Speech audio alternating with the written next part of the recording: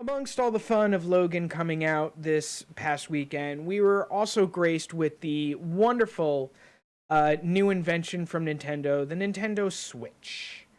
We weren't introduced to it. It was actually unleashed to the world. So there's a lot of people right now playing Zelda. A lot of people are enjoying the game. I've enjoyed the hell out of watching people like Carnage playing it. Lyric has played it a little bit. Um, and it looks stunning. The game actually does look very stunning.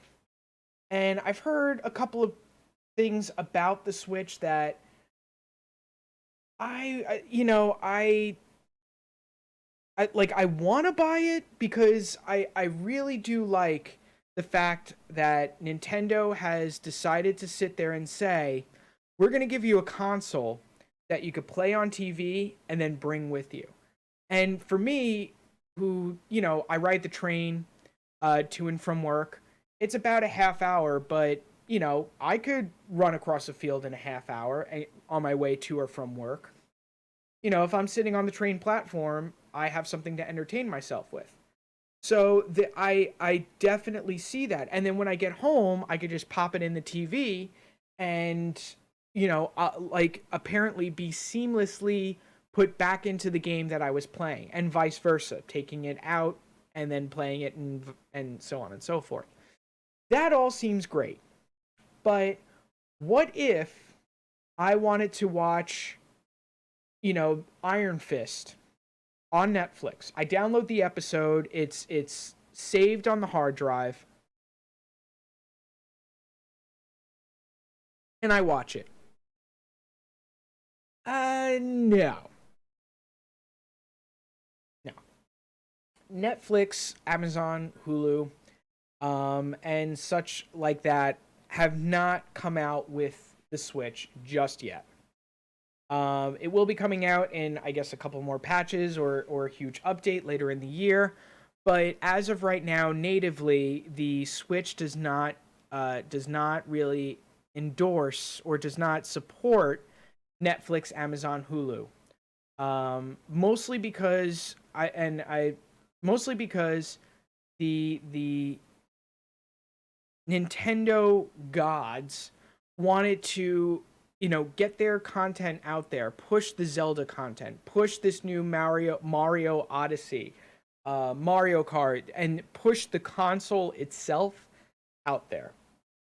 And it's already beating its numbers, beating its predecessors' numbers with the Wii and the Wii U.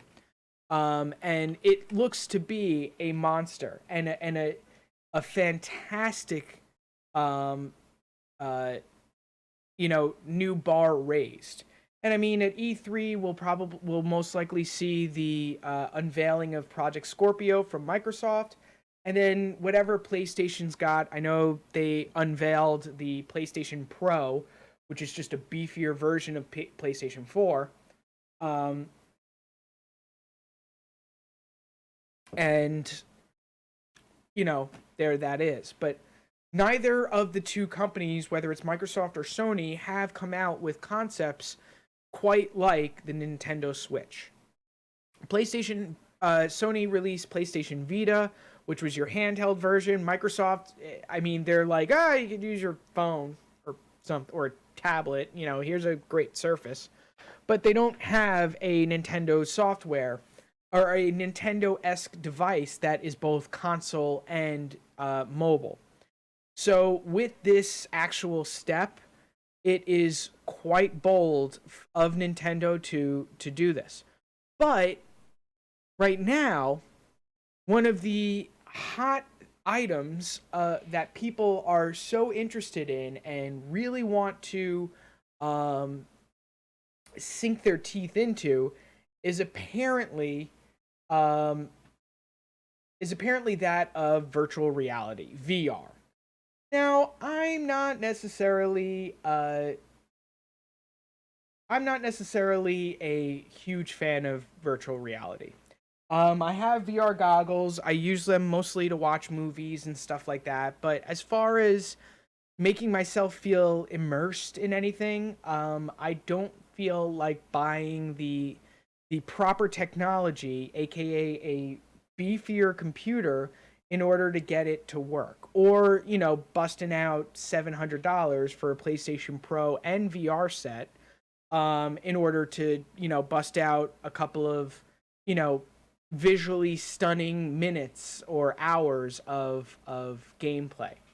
And I know there's some people out there that swear by VR, that really, it takes you places that you've never been and stuff like that. But for me, it's kind of like, you know, it's it just doesn't give me the sense of actually being there.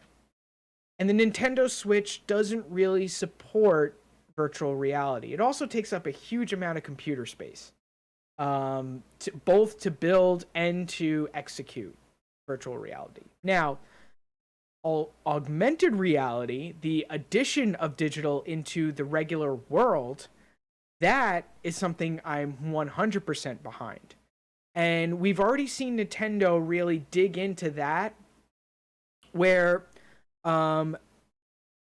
with Pokemon Go, where you were able to take your phone and with its regular camera that, none of these companies, whether it's Motorola, Apple, Google, Samsung, Nokia, if you still have the 3100s or whatever they're called, none of these companies are touting that their cameras are ready for virtual reality or augmented reality.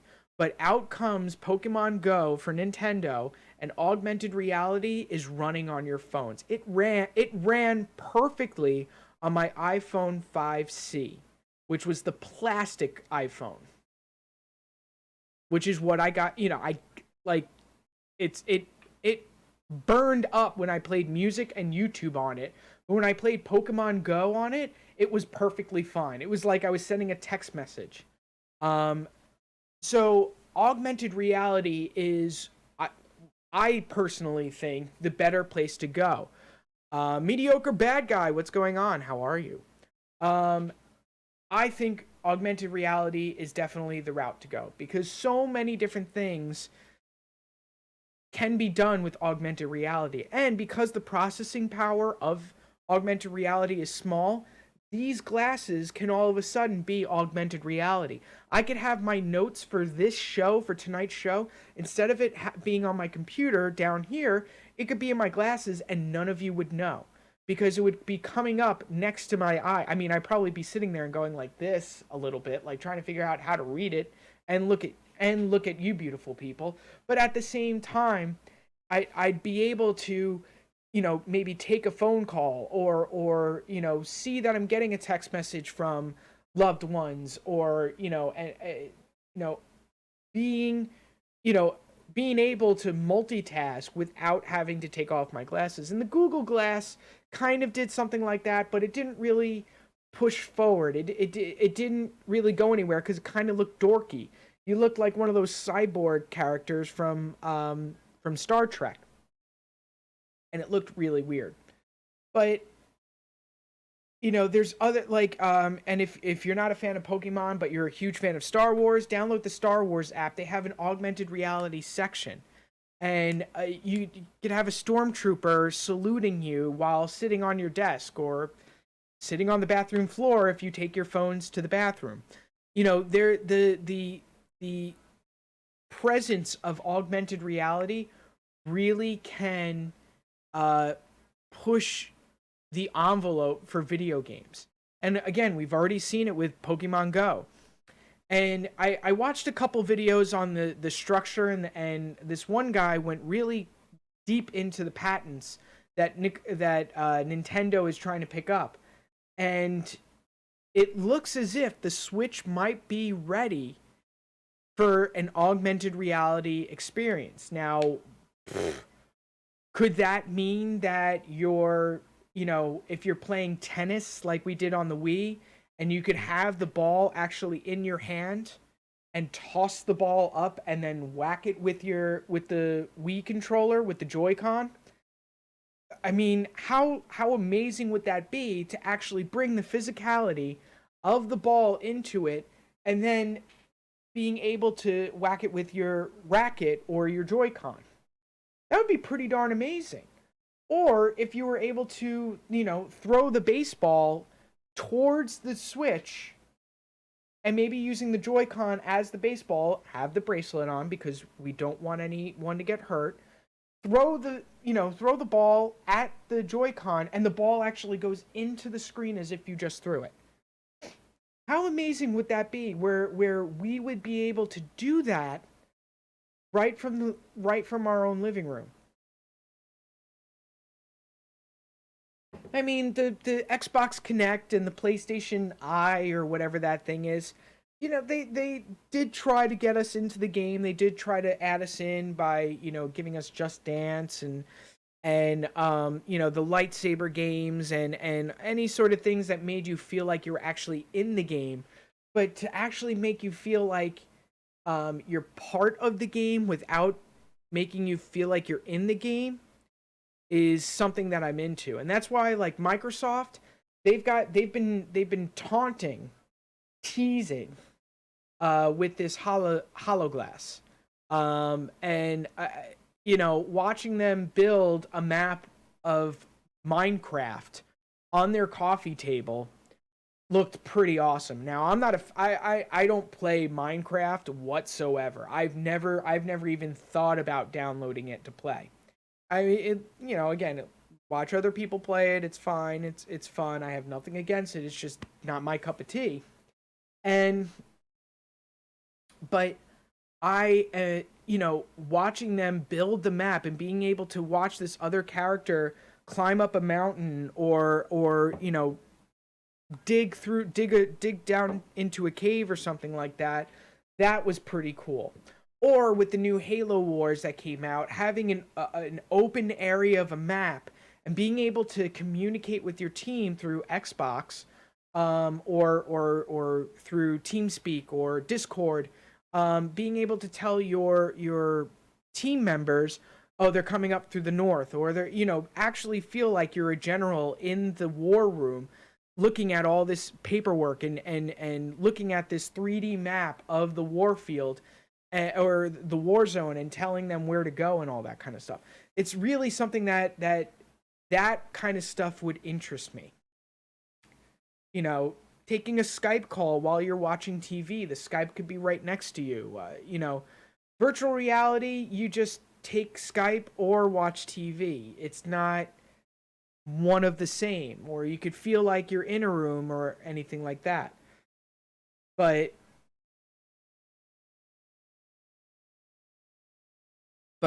virtual reality is where a lot of tech companies are trying to push forward. However, I think it's augmented reality that they should all take a look at. How cool would it be if your news, if your Amazon Echo, or if your Google Home would be able to project a miniature version of a news anchor, or of your favorite comedian, or two guys on a podcast just sitting in a chair. How cool would it be to get a little like hologram of them just sitting down while you're listening to the podcast or the morning news or weather or something like that? Like, actually have the weather pop up in front of you, or something like that as you're getting ready, like next to you in the mirror or something. That'd be pretty darn cool if you ask me. But actually, like walking through the TV studio, I mean, I do that every day. But walking through and all that kind of stuff, I mean, there's some cool things you could do with virtual reality, yet at the same time, it just doesn't seem that cool to be pushing that technology forward over augmented reality. And I applaud Nintendo, and the makers of the Switch for really not trying to go down that route, trying to use virtual reality main as their main focus for coming out with the Switch. And again, what they did decide to push out with it, the excuse me, the main